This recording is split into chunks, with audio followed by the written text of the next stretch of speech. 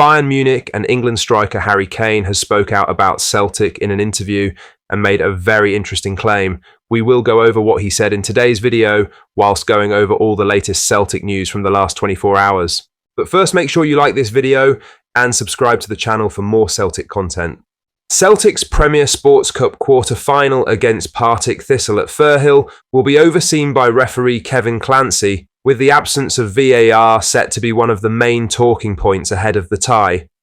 The 41-year-old Whistler is no stranger to high-profile fixtures in Scotland and has already been in charge of Brendan Rodgers' men once this season, when the champions brushed aside Livingston 3-0 in the Premiership. He'll be joined on Sunday by assistants Ross McLeod and David Dunn on the flanks, forming a team tasked with keeping order in what is always an intense cup setting. Clancy has plenty of experience when it comes to handling Celtic matches. Across last season, he officiated 5 games involving the Parkhead side, covering both league and cup competitions. His appointments included meetings with Ross County, Dundee United and Hearts, while also being trusted with League Cup clashes against Hibernian and Aberdeen. That track record underlines the confidence the SFA has in him to handle Celtic in knockout football. However, what makes this encounter stand out is not just who is in the middle, but the fact there will be no VAR in use. Because the game is taking place at Firhill, home of Championship side Partick Thistle, the technology is not available. That leaves Clancy and his assistants to make every call without the safety net of a video check. A throwback to how Scottish football operated before VAR's introduction. It's a detail that could easily shape the narrative depending on how the match unfolds.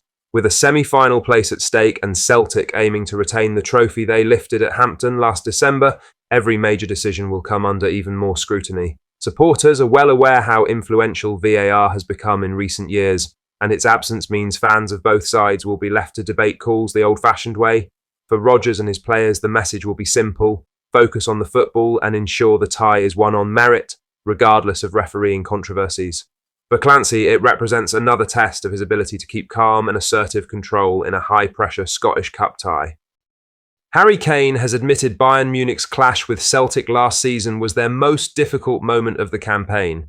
The England striker described the tie as the most stressful test Bayern faced, with the Hoops pushing the German giants all the way. Celtic went toe-to-toe with one of Europe's elite, leaving a lasting impression on Kane and his teammates. The tie came at a cost for Bayern, with injuries picked up in the brutal two-legged affair, and Kane is determined to avoid a repeat this season. The comments highlight how Celtic's intensity, organisation and courage rattled a side expected to cruise through the playoffs. Rodgers' men forced Bayern to dig deep, underlining that the Scottish champions can cause problems for Europe's very best when at their strongest. But sadly, Celtic won't be part of this season's Champions League after crashing out against Kairat.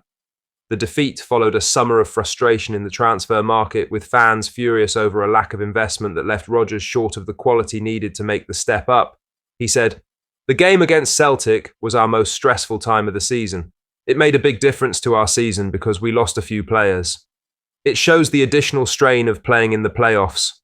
That's why it's important to get off to a good start in the Champions League this time.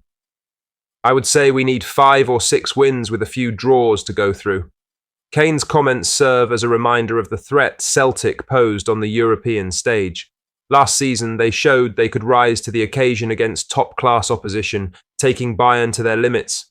That performance offered supporters belief that Celtic can still compete at the highest level, but the frustration is that the board failed to build on it.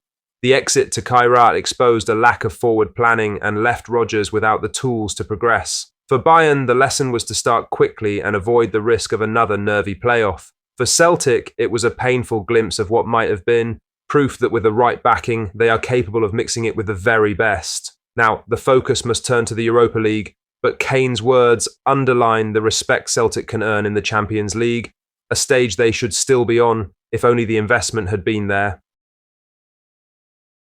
In other news, Chris Sutton has suggested Celtic could make a move for Hibernian striker Kieran Bowie after being impressed by his performances in the Premiership. The former Hoops forward believes the 22-year-old has already shown qualities that would make him a strong fit at Celtic Park. Bowie's physical style and eye for goal have stood out since joining Hibs, and Sutton reminded viewers how he once caused serious problems for Cameron Carter-Vickers in a direct battle. For the ex-Celtic striker, that was proof of the youngster's ability to mix it with the best defenders in the league. Sutton praised Bowie's aggression and development under Hibs boss David Gray. He argued that Celtic will have been watching closely and could be tempted to act in a future transfer window. With Celtic often accused of lacking variety in their attack, Sutton's endorsement will fuel talk of Bowie as a potential option for Brendan Rodgers. His blend of strength, pace and determination could bring something different to the champions' forward line. He said, "Celtic would have seen plenty of him now, and I wonder whether eventually they'll make the move for him. I remember him last season when he had a performance against Celtic and really roughed Cameron Carter-Vickers up, which is not an easy thing to do, but he did do. I love his aggression, eye for a goal, and he looks to be an outstanding young player. David Gray must be absolutely delighted he's got him at his disposal." Sutton's comments highlight how Bowie has quickly made a name for himself at Easter Road. Troubling a defender of Carter-Vickers' stature is no small feat, and it shows the kind of presence he can bring in big games. For Celtic, the prospect of adding a forward with proven Premiership pedigree is always appealing. Bowie's rise fits the mould of a player who could be developed further in Glasgow while also strengthening the champions domestically. The former Fulham man has time on his side and his ceiling remains high. Sutton's remarks suggest Celtic would be wise to keep a close eye on his progress as he grows into a leading striker in Scotland. While Bowie remains an important figure for Hibs, speculation around a potential move to Celtic will only increase. With Sutton giving his backing, fans will be watching closely to see if Rodgers' side take notice.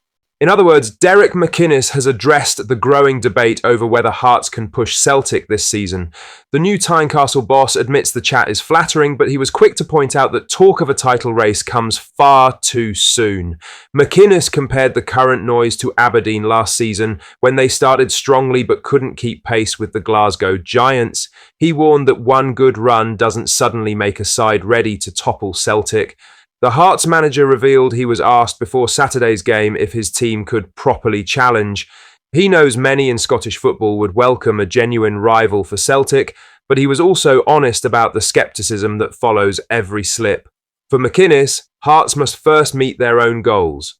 Celtic remain the benchmark, but his priority is securing European football, competing in cups and showing steady progress, not making bold claims about chasing down Brendan Rodgers' side.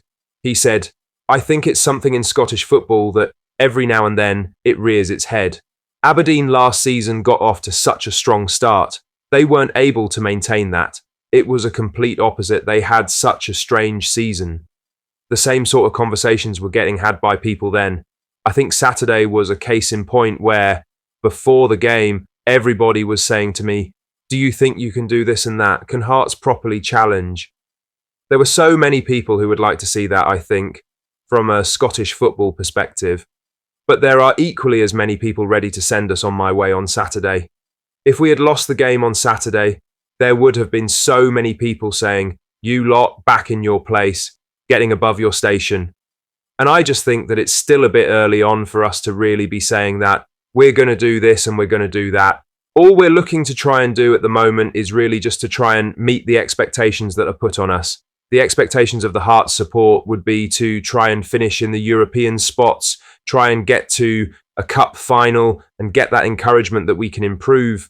For Celtic fans, McInnes' words will sound familiar. Every season there is early talk of someone threatening their dominance, but rarely does it last beyond the first few months. McInnes was honest enough to admit Hearts aren't at that level yet. While his side are making strides, Rodgers' Celtic remain the team to beat, and consistency over a full campaign is what separates the challengers from the champions.